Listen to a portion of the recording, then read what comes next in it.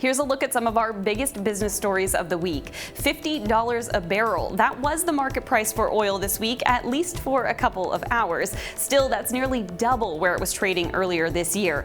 But cash-strapped producers shouldn't celebrate yet.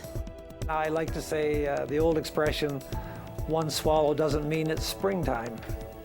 If you've ever been short on cash when it comes time to pay your monthly bills, you're not alone. A new survey found 4 in 10 homeowners can't always pay all of their bills. And for the financial firm behind the survey, that's a concern. It does say that everyday consumers are getting tripped up, and as an economist looking at the big picture, we get a little bit worried when we see that kind of strain, not a big margin for error here.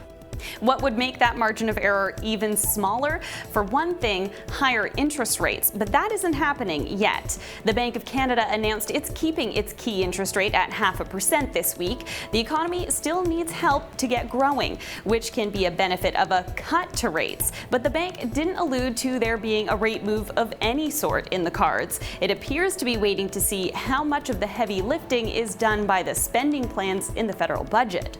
It's kind of done its part. It wants the fiscal stimulus to help the economy rebound in the second half of the year. Now, rate cuts only really come back on the table if the economy still struggles as that fiscal stimulus takes hold.